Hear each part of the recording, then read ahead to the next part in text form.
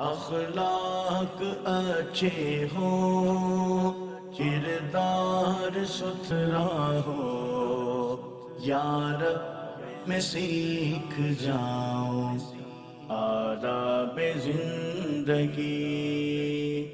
الحمدللہ رب العالمین والصلاة والسلام علی سید المرسلین، اما بعد فاعوذ باللہ من الشیطان الرجیم، بسم اللہ الرحمن الرحیم۔ الصلاة والسلام علیک یا رسول اللہ، الصلاة والسلام علیک یا حبیب اللہ، الصلاة والسلام علیک یا نبی اللہ وعلی آلک وصحابک یا نور اللہ۔ درود پاک کی فضیلت شامل سلسلہ کریں گے اور پھر انشاءاللہ سوال کے ساتھ جانشین امیر اہل سنت کی بارگاہ میں حاضر ہوں گے۔ نبی کریم صلی اللہ تعالی علیہ وسلم کا فرمان ذی شان ہے، بے شک جو ایک مرتبہ درود پاک پڑھتا ہے اللہ پاک اس کے لیے ایک قیرات اجر لکھتا ہے، اور قیرات احد پہاڑ کے برابر ہے۔ صلو علی الحبیب صلی اللہ تعالی علی محمد صلی اللہ علیہ وسلم۔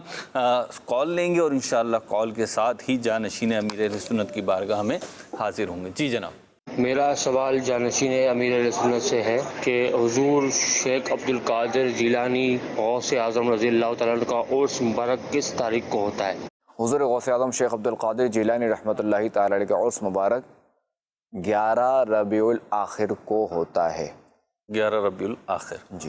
تو اسے عرس کیوں کہتے ہیں؟ عرس کیوں منا رہے ہیں اس تاریخ کو؟ اصل عرس اس لیے ہم کہتے ہیں کہ چونکہ یہ اللہ تبارک و تعالیٰ سے لقاء کا دن ہے، چونکہ یہ ان کی خوشی کا دن ہوتا ہے نا، ٹھیک ہے، اور اسلام میں سوگ 3 دن کا ہے، ٹھیک ہے، اور عورت کے لیے زوجہ کے لیے جو ہے وہ اگر حاملہ ہے تو وضع حمل، اور اگر حاملہ نہیں ہے نارمل اگر ہے تو 4 ماہ 10 دن۔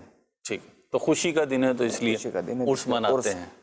ٹھیک، اگلی کال دیجیے جناب۔ کاؤنٹر تسبیح انگلی میں پہن کے نماز پڑھنا کیسا ہے؟ جواب عنایت فرما دیں۔ کاؤنٹر تسبیح آج کل جو چل رہی ہاں، یہ جو چھوٹا والا کاؤنٹر ہے نا، جی جی پلاسٹک والا، ایک تو لوہے کا آتا ہے، میٹل کا، جی۔ وہ تو بہت بڑا ہے تو اس میں آتے نہیں بندے کا، تو یہ جو ہے چھوٹا والا جو کاؤنٹر ہے یہ پہن کر نماز پڑھیں گے، نماز تو ہو جائے گی، نماز پڑھنا جائز ہے، البتہ یہ کہ خشوع کے خلاف ہوگا کہ بندے کی توجہ بٹی رہے گی، ایک تو یہ، دوسرا ہے کہ اب اگر مسجد میں کوئی نماز پڑھ رہا ہے کاؤنٹر پہن کر جی، تو لوگ جب دیکھیں گے تو وہ کہیں گے کہ پتہ نہیں نماز پڑھ رہے ہیں، تسبیح پڑھ رہے ہیں، کیا کر رہے ہیں، ٹھیک، تو یہ خواہ جو نا وہ ایک لوگوں میں تشویش پائی جائے گی، تو اس سے بچا جائے، بچنا بہتر ہے۔ ٹھیک ہے، یعنی اگر صورتحال یہ ہے کہ ایک شخص مسجد میں بیٹھا ہوا ہے، کوئی وظیفہ پڑھ رہا ہے، درود پاک پڑھ رہا ہے اور کاؤنٹر چلا رہا ہے، اور اتنے میں اقامت ہوتی ہے، اس کی توجہ نہیں رہتی اتارنے کی طرف، اگر یہ جماعت میں شامل ہو جاتا ہے یا نماز قائم کر لیتا ہے تو نماز ہو جائے گی، نہیں ہے، جیسے چشمے وغیرہ سے بھی خشوع کے خلاف ہوگا۔ ٹھیک، ہاں، جیسے چشمے۔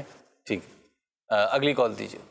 اگر قبر پر ہرا پودا نکل آئے تو اسے ہٹانا کیسا؟ چلیں، آپ نے تو ہرے پودے کا کسی بھی پودے کا پوچھ لیتے جی حضور، پودے کا رنگ کوئی بھی ہو، اگر ہوتا ہے بعض اوقات قبرستان میں ہمارے عزیز و قریبہ کی قبریں ہوتی ہیں تو بالخصوص بارشوں کے سیزن میں ہوتا ہے کہ وہ کوئی پودا نکل آتا ہے۔ قبر پر اگر پودا نکل آئے تو اس سے ہٹانے کو علماء نے منع فرمایا، ٹھیک، کیونکہ یہ حق میت ہے، میت کا حق ہے، ہٹانا میت کے حق کو ضائع کرنا ہے، کیونکہ پودا جب تک تر رہے گا تو یہ ذکر اللہ کرتا ہے، ٹھیک، اور اس سے میت کو جو ہے وہ انسیت ہوتی ہے، اس کو فائدہ ہوتا ہے، اس سے خوشی ہوتی ہے، انسیت یعنی اپنائیت ملتی ہے۔ ٹھیک، تو ہمارے یہاں جیسے رواج ہے، جیسے آپ نے بات ارشاد فرمائی، تو ہمارے یہاں جیسے رواج ہے کہ تدفین کے بعد پھول وغیرہ ڈالتے ہیں، پتیاں ڈال دیتے ہیں، تو اس کی بھی اجازت ہے؟ بہتر ہے؟ بالکل، چونکہ جب تک یہ تر ہے تو تسبیح کریں گے اور میت کو اس سے جو ہے وہ انسیت حاصل ہوگی، صحیح، ایک سکون ملے گا۔ اچھا حضور، اس میں تھوڑی سی چاہوں گا اور مزید رہنمائی بھی ہو جائے۔ بعض اوقات نہیں ہوتا، بالخصوص جب کسی کے عزیز کا تازہ انتقال ہوتا ہے، نیا معاملہ ہوتا ہے، تو اس وقت جو ہے نا محبت و اپنائیت کہہ لیں یا جو بھی معاملات ہوتے ہیں، قلبی تعلق جو ہوتا ہے اس کی بڑی شدت ہوتی ہے، تو اب وہ چاہتے ہیں کہ ہم اس کے ساتھ نا بہت بہتری کی کوئی صورت کرتے رہیں، پیار محبت اپنائیت کی، تو اس میں سے ایک یہ بھی ہوتا ہے کہ پودے لگانے کا بھی جو ہے نا وہ سسٹم ہوتا ہے، تو قبر پر پودا لگانا درست ہے، اور اگر لگائیں تو اس میں کیا احتیاط کریں؟ دیکھیں، قبر پر پودا لگانا بالکل درست ہے، اس میں کوئی حرج نہیں، بلکہ اچھی بات ہے، ٹھیک ہے، وہی کہ سبزہ اور میت کو خوشی ہوگی، انسیت ملے گی۔ البتہ یہ کہ جو بھی پودا لگائے جائے تو اس کو کھاد والا نہ ہو، بغیر کھاد کا ہو، کیونکہ کھاد ناپاک ہے۔ ٹھیک ہے، اور چاہے وہ بڑا मतलब हाँ, तवालत के बिल्कुल। एतबार से कोई मसला नहीं है उसके। हाँ, अगर दरख्त अगर बनता है ऐसा पौधे तो फिर मना होगा कि ठीक है। ऐसा पौधा नहीं वो लगाना, कब्र को उसकी फाड़े। जड़ें जो है ना वो अंदर जाएंगी, ठीक। मैयत को इससे तकलीफ होगी। ठीक, बल्कि जो है वो दादी की कब्र पे भी है हरियाली, अल्हम्दुलिल्लाह पौधे जी, लगे हुए देखिए। हैं। दूसरे है कि दोनों फूफियों की कब्र पे भी और उम्मे उस्सद की कब्र पे भी, ठीक, जो मेरी वाइफ थी इनका भी इंतकाल हुआ है। इन चारों के कब्रों पे हमने पौधे लगाए और ये कि पानी का इंतज़ाम भी किया है, पानी देने वाले का, अल्लाह बरकत अता फरमाए। बगैर खाद वाला पौधा। बगैर खाद वाला। दो एहतियातें बताई जानशीन अमीर अहले सुन्नत ने। एक बगैर खाद वाला हो कि वो खाद गंदगी वगैरह गालिबन इस वजह से नजासत है वो, जी। तो एक इस वजह से, और दूसरा कोई ऐसा पौधा ना हो जो कब्र को नुकसान पहुंचाए, तो उससे भी बचें।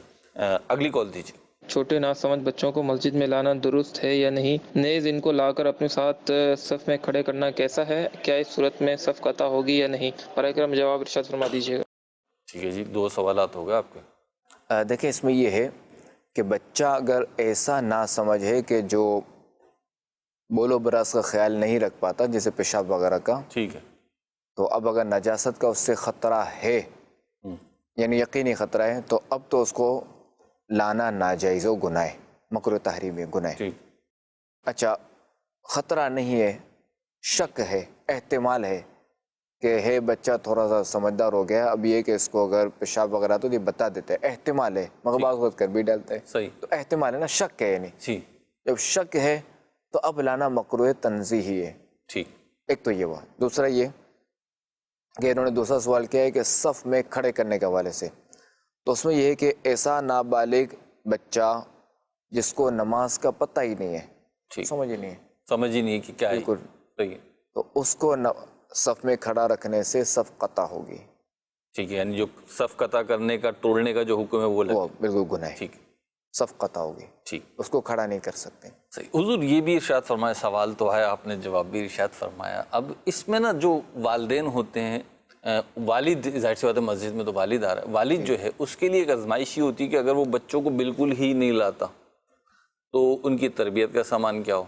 अच्छा, लाता है तो जैसे आपने दूसरी सूरत बयान फरमाई कि शक है, तो अब वो शक में है तो मामला मकरूह तंज़ीही वाला, लेकिन बाज़ औक़ात लोग जो है ना, यानी दीगर जो नमाजी हजरात होते हैं वो बड़ी शिद्दत इख्तियार कर जाते हैं, नाराज़ होते हैं, क्योंकि बच्चा है, बच्चा वो बोल बरास ना भी करे, गंदगी नचासत का मामला ना भी करे, तो बाज़ औक़ात वो उसका जो चलने फिरने का अंदाज़ होता है वो बड़ों जैसा नहीं होता। तो इसमें क्या रहनुमाई करेंगे?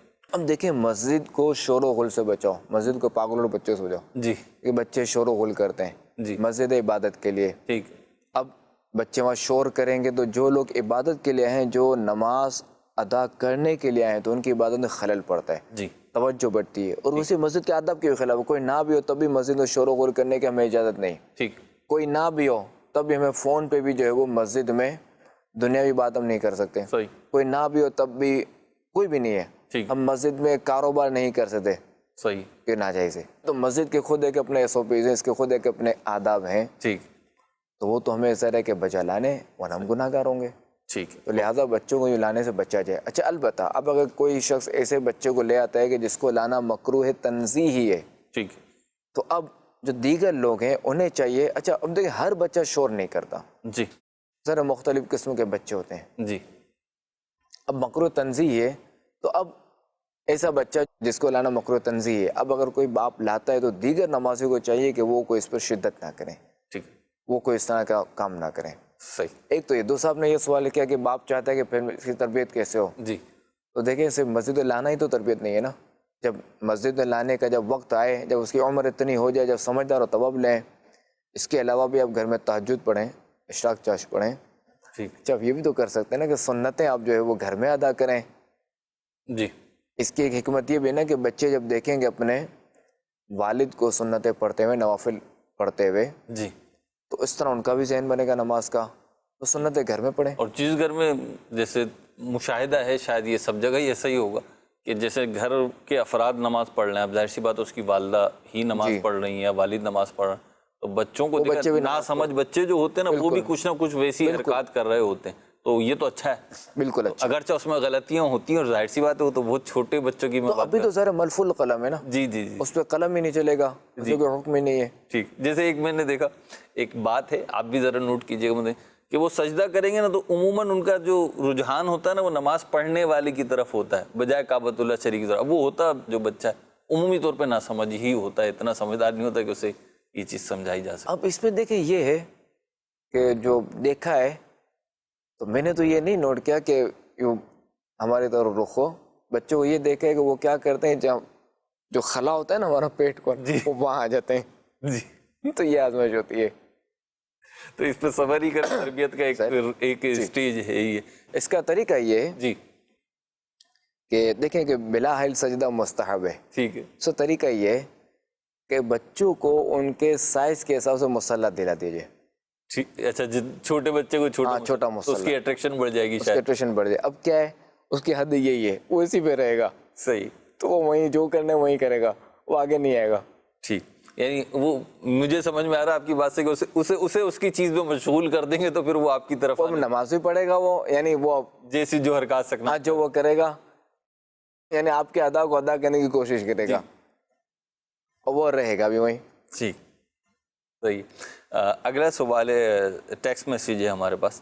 اعظم صاحب سلام کہہ رہے ہیں. وعلیکم السلام. اور کہہ رہے ہیں کہ مجھے غصہ بہت زیادہ آ جاتا ہے, تو اس کا کوئی حل اور طریقہ ارشاد فرمائیے. دیکھیں غصہ آنا یہ بندے کے اختیار میں نہیں ہے, اور شرع سے پکڑ بھی نہیں ہے.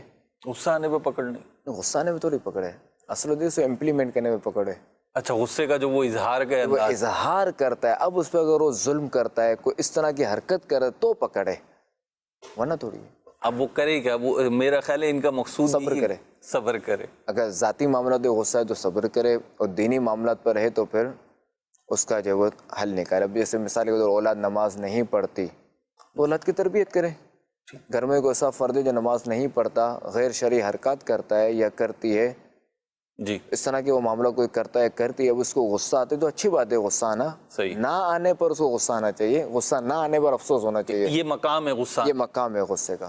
ٹھیک ہے. تو یہ اب جو ہے یہ اس کا علاج کرے, ذرا تربیت کرے, اچھی تربیت کرے. دعوت اسلامی کا دینی ماحول موجود ہے آپ کے سامنے, تو کسی اسلامی بھائی کی ڈیوٹی لگا دے, ان کو اجتماع میں بھیجے. اگر خواتین ہیں تو خواتین کے اجتماع میں بھیجیں انشاءاللہ الکریم. یہ صحبت و مؤثرہ, صحبت اثر رکھتی ہے. اب آپ نے جو ایک بات ارشاد فرمائی کہ یعنی آپ جو فرما رہے تھے کہ کچھ مقام ایسے کہ وہاں پہ تو غصہ آنا ہی اچھا ہے, تو یہ تربیت, یہ بھی تربیت کیسے ہوئی؟ اسی طریقے سے ایسی ہوگی تربیت یہ بھی. دیکھیں قوا انفسکم واہلیکم نارا, جی جب بندے کی اس آیت پر توجہ ہوگی آٹومیٹکلی اس کو غصہ آئے گا. اگلا سوال ہے ہمارے پاس, ٹیکسٹ میسیج ہی لے رہا ہوں, اور یہ کہ جو سوال ہے وہ تو استاد سے متعلق ہے لیکن میں جرنلائز کر رہا ہوں کہ بعض اوقات بڑے غلطی کرتے ہیں. بالخصوص انہوں نے جو مسئلہ پوچھا ہے کہ اگر کوئی بڑا, استاد کہا انہوں نے, کوئی بڑا جو ہے وہ نماز میں عمل کثیر کر رہا ہو تو چھوٹا اسے کیسے سمجھائے؟ اب دیکھیں کہ ہر ایک کی طبیعت مختلف ہوتی ہے, جی ہر شخص کی. ایک تو یہ, دوسرا یہ کہ سمجھانے والے کو چاہیے کہ اس کے انداز کے مطابق سمجھائے, اس کی طبیعت کے مطابق سمجھائے. اور جو بہتر طریقہ ہے, جو احسن طریقہ ہے وہ یہ ہے کہ کتاب وغیرہ ہو, اس سے مسئلہ لکھے, کتاب کا حوالہ لکھے, جی یعنی لیٹر لکھ کر. وہ آج کل تو ذرا کہ میسیجز کا دور ہے, سوشل میڈیا کا دور ہے, تو وہ اس نے تصویر بنائی کتاب کی, جی, اور چاہے تو وائس میسیج یا چاہے تو لکھ کر کہ میں نے اصل میں میں نے دیکھا. تو اگر ایسا ہے, اگر ایسا نہیں ہے تو میری غلط فہمی ہے, اور ایسا ہے تو پھر آپ دیکھ لیجئے. یعنی آپ کی بات سے مجھے ایسا لگ رہا ہے چھوٹا ہے تو نرمی ہی سمجھائے. نرمی ہی سے, بلکہ ہمارے یہاں تو دینی ماحول میں یہ ذہن دیا جاتا ہے کہ جو بڑا ہے جی وہ بھی چھوٹے کو نرمی ہی سے سمجھائے. ٹھیک. اب دیکھیں نا کہ کتنے لوگ ہیں جو بڑے, جو بوڑھے لوگ جو وہ نوجوانوں کو جو کہتے ہیں وہ بالکل ایک عاجزانہ انداز میں کہتے ہیں. جی اس طرح, اب جب اس طرح کہتے ہیں تو وہ نوجوان قبول بھی کرتا ہے. ہم تو قبلہ شیخ طریقت امیر اہل سنت کو بھی دیکھتے ہیں کہ کمال شفقت و مہربانی کا معاملہ ہوتا ہے کہ مطلب نرمی ہی نرمی, بالکل نرمی ہی سے. ہے فلاح و کام رانی نرمیوں آسانی میں, ہر بنا کام بگڑ جاتا ہے نادانی میں. حضور کافی تفصیلی بات ہوئی. ایک چیز اس میں اگر اور ایڈ ہو جائے وہ یہ کہ جیسے انہوں نے بھی کہا اور کافی پہلے بھی سنا ہے آپ نے بھی, شاید آپ کو بھی یہ لوگ کہتے ہوں کہ جی مجھے غصہ بہت جلدی آ جاتا ہے, تو ایک نا اپنے بارے میں تاثر خود اپنی ہی ذہن میں قائم ہو جاتا ہے. اس کا کیا علاج ہے؟ اب دیکھیں یہ بھی تو ایک تو نا نفسیاتی ہے نا مسئلہ, کہ مجھے غصہ بہت آ جاتا ہے, غصہ بہت آ جاتا ہے. جی تو بندے کو چاہیے کہ یہ چیزیں اپنے آپ کو سوار نہ کرے. اگر بندہ اپنے آپ پر یہ چیز سوار کر لے گا تو یہ پھر کوئی ایسا مسئلہ ہوگا, کوئی خلاف مزاج بات ہوگی تو اسے غصہ آ جائے گا. تو اس کو الارم بجے گا کہ میں تو غصے والا ہوں, تب غصہ دکھاؤں. بالکل ٹھیک. تو بھائی یہ نہ آتا ہو تب بھی جانوں کہ غصہ کرنا پڑے گا کہ مجھے مشہور جو ہو گیا غصے والا, کیونکہ اس میں ہی بعض کا بندہ جو نا اپنے آپ کو وہ سمجھتا ہے کہ یہ کوئی میری صفت تو بن میری گئی. اچھی صفت ہے یہ. ٹھیک. اگلی کال دیجیے. میرا سوال یہ ہے کہ وضو کے بعد آسمان کی طرف دیکھ کر کلمہ شہادت پڑھنے کا حکم ہے. اگر اوپر چھت ہو تو یہ پڑھ سکتے ہیں یا اس کے لیے آسمان کی طرف دیکھنا ضروری ہے؟ جواب ارشاد فرما دیجیے. دیکھیں اس میں جو دونوں طرح کے حدیث ہیں. ٹھیک.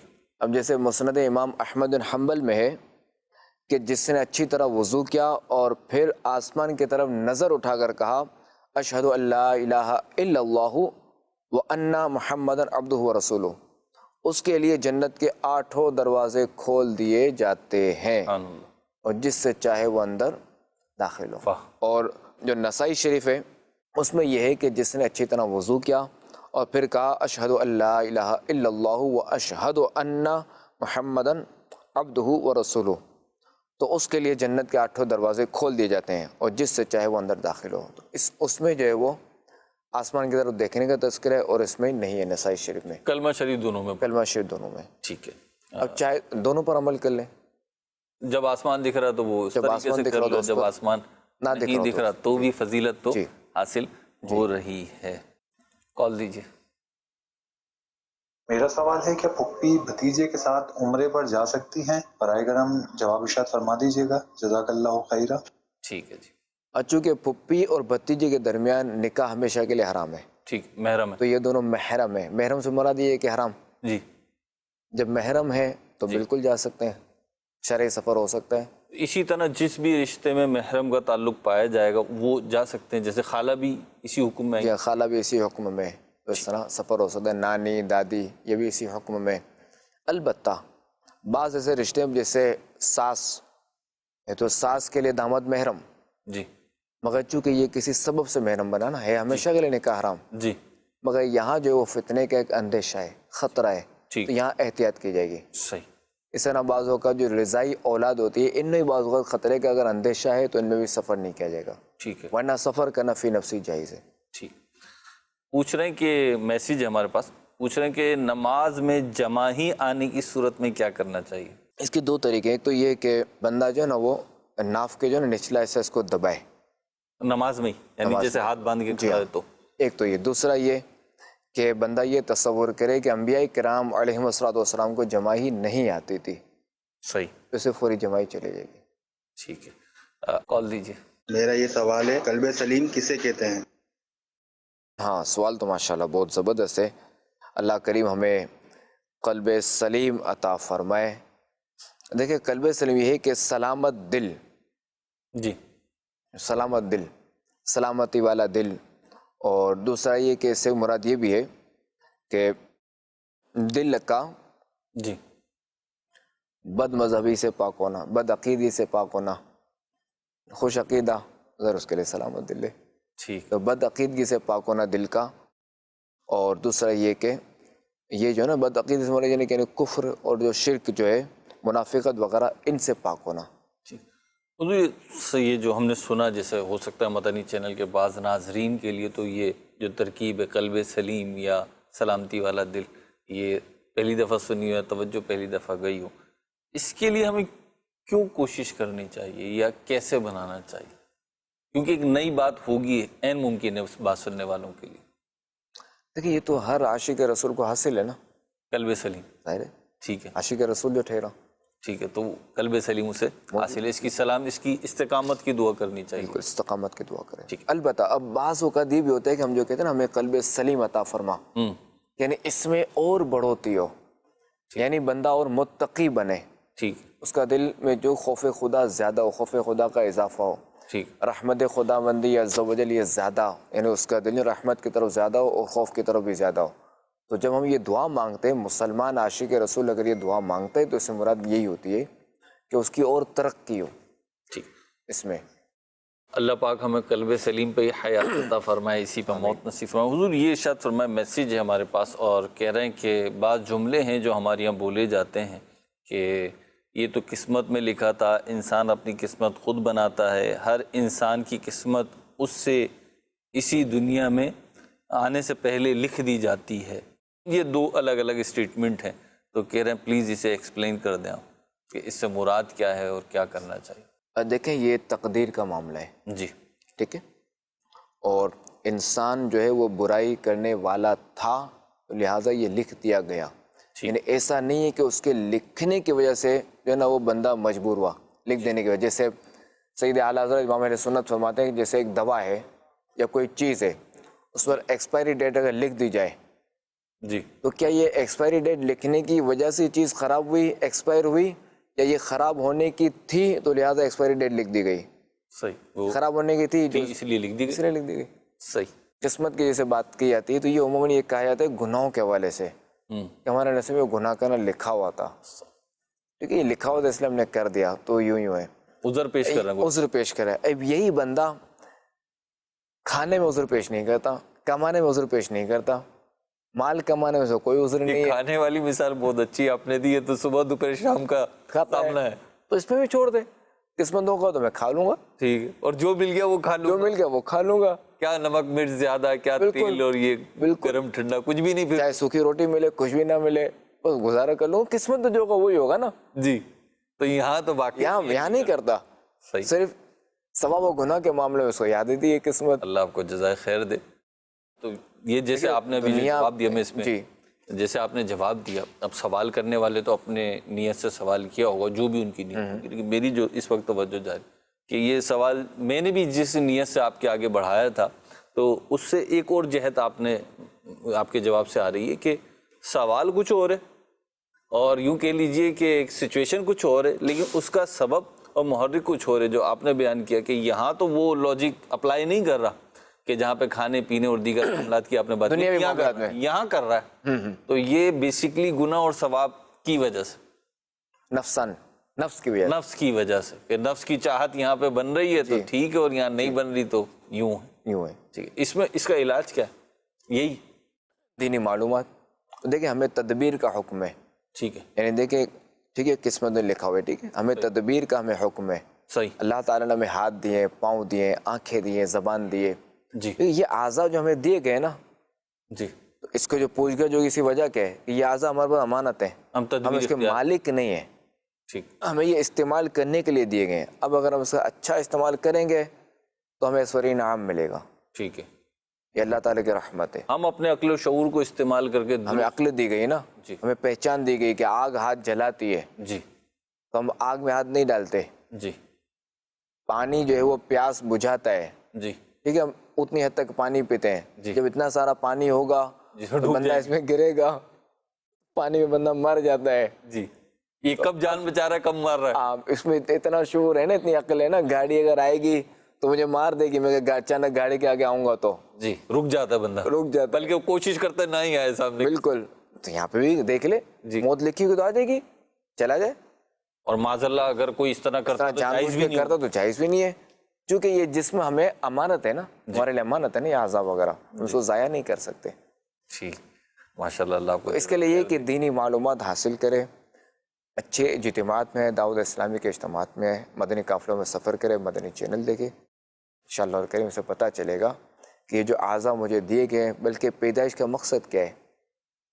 کہ میری پیدائش کا مقصد تو یہی ہے کہ اللہ تعالیٰ نے مجھے جو ہے وہ اپنی عبادت کے لیے پیدا فرمایا ہے. حضور ایک سوال ذہن میں آ رہا ہے، جی، اور وہ ایک دو سوال جو ہے اس سے ذہن میں آ رہا ہے. بعض اوقات ہم معاشرے میں دیکھتے ہیں کم ہی ہوتا ہے ایسا، لیکن ہوتا ہے. بعض افراد جو ہے نا وہ ایک تنقیدی ذہن بن جاتا ہے ان کا، یا یوں کہہ لیجیے وہ نیگیٹو ذہن بن جاتا ہے، اور ان کے پاس جب بھی بیٹھو اٹھو جاؤ آؤ تو ان کے پاس سے نا کچھ سب سے الگ، سب سے منفرد، اور منفرد یوں کہ وہ نیگیٹو بات ہی آ رہی ہوتی ہے. ایون وہ جب قرآن و سنت کی بھی بات کرتے ہیں کوئی، تو اس میں سے کوئی ایسا پہلو معاذ اللہ نکال رہے ہوتے ہیں. تو یہ کس چیز کی نحوست ہوتی ہے، کیا وجوہات ہوتی ہیں، اور اس سے کیسے بچا جائے؟ دیکھیں جس کے دل میں کجی ہوگی نا، ٹیڑھا پن ہوگا، تو اس کو یہی بیماری ہوگی. دیکھیں کہ یہی قرآن ہے کہ جو بہتیروں کے لیے ہدایت ہے اور بہتیرے سے گمراہ ہوتے ہیں. قرآن پاک میں یہدی بہ کثیرا و یضل بہ کثیرا، کہ بہتیرے یعنی بہت سے لوگ اس سے جو ہے وہ ہدایت حاصل کرتے ہیں اور بہت سے لوگ گمراہ ہوتے ہیں. تو گمراہ کون ہوگا؟ کہ جس کے دل میں ٹیڑھاپن ہو، ٹیڑھاپن ہے، یہ قلب سلیم کے اپوزٹ. جو قلب سلیم کا اپوزٹ ہے، جس کے دل میں نفاق ہے، تو وہ اپنے جو ہے نا وہ اس دل پر روئے کہ جس کی سمجھ میں قرآنی آیت نہیں آتی، اللہ اکبر. یا اس کو جو ہے نا اس طرح کے وساوس آتے ہیں یا اس طرح کے یعنی الٹی باتیں کرتے ہیں، وہ اپنے اس پر روئے. چونکہ دین اسلام ایسا ہے کہ چونکہ تا قیامت رہنا ہے، اور چونکہ ہم جو ہے وہ کوئی عقلی دلیل ہم طلب نہیں کرتے، ہم نہیں مانتے، ہم ایمان بالغیب، ہم ایمان لائے اللہ تعالیٰ پر، ہم نے دیکھا نہیں ہے. میں بعض اوقات ہم بعض اوقات میں سوچتا ہوں جی کہ دیکھیں کہ یہ امت جو ہے وہ امت محمد یہ افضل ہے، جی ٹھیک. اچھا، اس امت میں اگر کوئی گناہ کرتا ہے تو گناہ لکھا نہیں جاتا دروازے پر، جی افضل یہ امت ہے، جی ٹھیک. اچھا، اس امتی پر یہ بھی ہے، سرکار علیہ الصلوۃ والسلام کے طفیل ہم پر یہ بھی انعام ہے کہ اگر کسی نے گناہ کی نیت کی، گناہ کا ارادہ کیا مگر گناہ نہیں کیا تو اسے کچھ بھی نہیں. ٹھیک. یہ اس امت پر سرکار علیہ الصلوۃ والسلام کے صدقے یہ کرم ہے، اللہ یعنی تعالیٰ گناہ کی نیت کرتے ہی گناہ نہیں لکھا جاتا. گناہ نہیں لکھا جاتا. ٹھیک ہے. جب پچھلی امتوں میں کیا تھا کہ اگر کوئی گناہ کرتا تو اس کے دروازے پہ لکھ دیا جاتا کہ اس نے یہ گناہ کیا ہے، اسے پردہ چاک ہوا.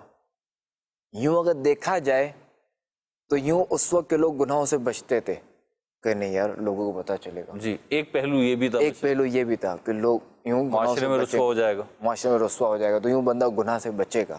ٹھیک. جبکہ اس امت میں یہ نہیں ہے، پردہ پوشی. پردہ پوشی. افضل کون سی امت؟ افضل تو جیسے یہ امت ہے نا، یہی ہے. یہی امت ہے نا. جی.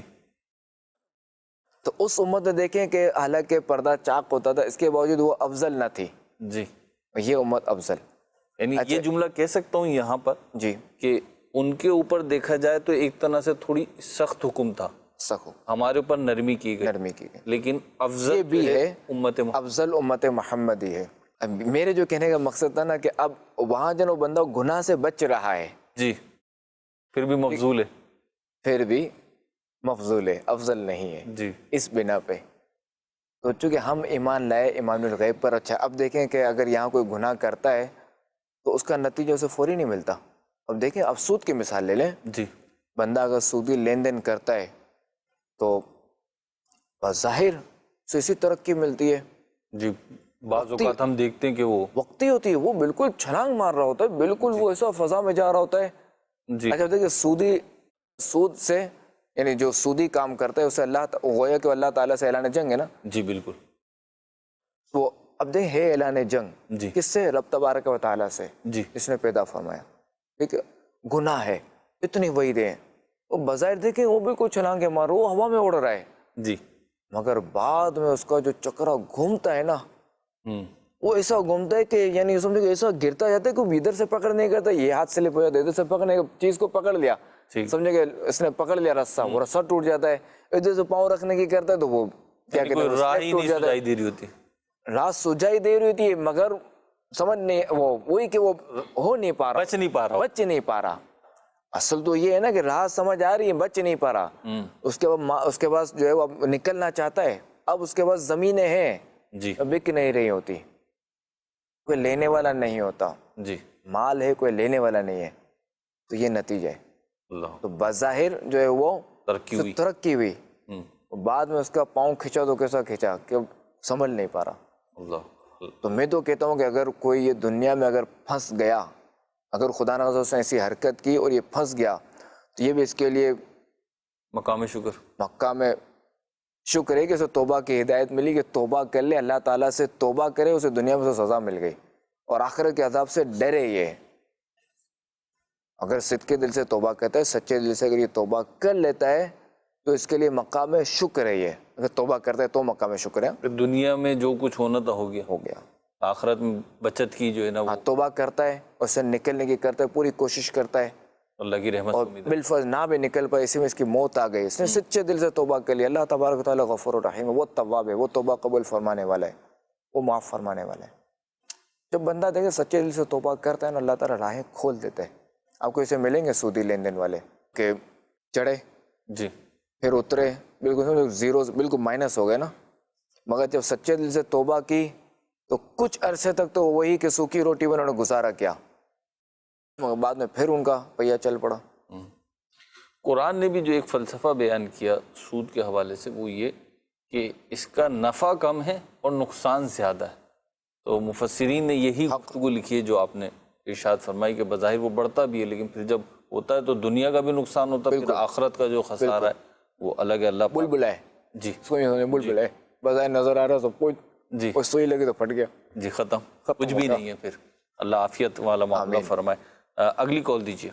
मेरा सवाल है कि सजदे में कितनी उंगलियों का जमीन पर लगाना फर्ज और कितनी का वाजिब है? अगर कोई नमाजी सिर्फ उंगलियों के सिरे जमीन पर लगाए तो नमाज का क्या हुक्म है? जज़ाकल्लाहु खैरा। इनके सवाल से मुराद तो पाँव ही की उंगलियां मालूम होती हैं। जी जी, वरना चूंकि हाथों की उंगलियां में तो पाँव की उंगलियां मुराद है। और यहाँ पे मैं एक चीज़ ऐड कर दूँ कि इन्होंने तो मुतलकन यानी बिल्कुल ओपनली पूछा है कि कितनी लगाए कितनी नहीं लगाए, तो उसका भी जवाब इरशाद फरमाए। साथ में ये भी इरशाद फरमाए कि ये भी कहा जाता है कि अगर पाँव की उंगली उड़ गई, या बास कहते हैं कि एक अंगूठा तो कम से कम टिका रहे, इन दोनों को क्योंकि वो है ताल्लुकी, और कहाँ पे लगाना ज़रूरी है? जी देखिए, इसमें ये है कि एक तो ये है कि हमारे जो ना ये उंगलियों की नोक है ना, ठीक है, ये हम समझे ये सर कहेंगे, उंगलियों का सर, सिरा, ये पाँव को कयास करें जी, सोचें, इसको समझे कि ये पाँव है, ठीक है। तो अब अगर चूंकि दोनों पाँव की 10 उंगलियों में से एक उंगली का पेट लगना फर्ज है, ठीक है। अब चाहे वो अंगूठा हो चाहे उंगली हो, चाहे छोटी उंगली अंगूठा हो कुछ, ठीक है, 10 में से किसी भी एक उंगली का लगना फर्ज है, पेट का लगना। देखिए ये पाँव का सर है और ये पेट है, ठीक है। यानी यूं, अब 10 उंगलियां अगर यूं है पाँव की तो ये सर लगा हुआ है, ये सर लगा हुआ है, ठीक है, तो फर्ज अदा ना हुआ, फर्ज अदा ना हो तो सजदा ना हुआ, सजदा ना हो तो नमाज ना हुई, ठीक है।